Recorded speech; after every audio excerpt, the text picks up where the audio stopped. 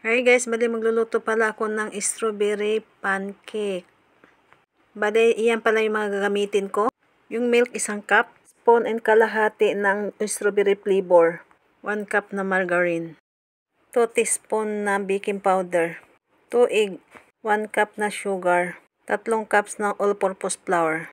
Kunting asin. So, balin. Yung harina pala, bali sinala ko muna yan. Nilagay ko na yung baking powder.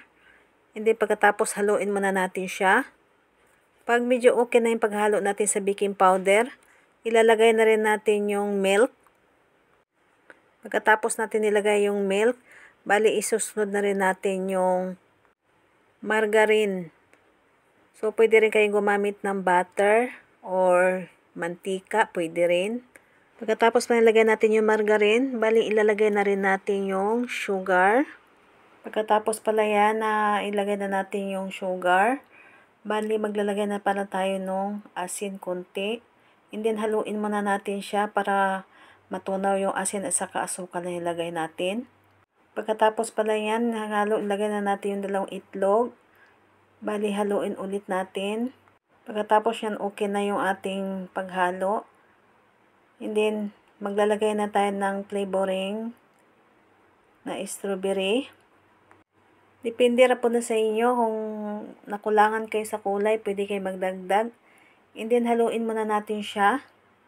Pag medyo okay na yung paghalo natin, bali sasalain pala natin siya dyan para naman yung may natitirang harina na buo-buo para masala natin.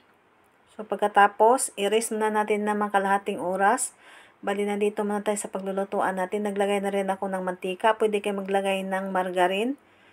So, ganyan lang ginawa ko. Pero kung mayroon kayong pang pancake na kawali, mas maganda yon. Hindi na yan. Pagkatapos pala, baliktarin muna natin.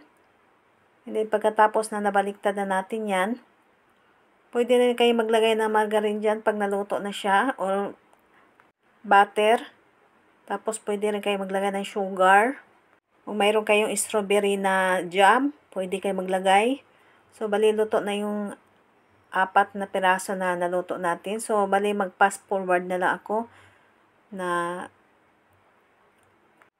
bali luto na lahat ng ating pancake na strawberry. So, kain tayo. Subukan niyo itong recipe na to.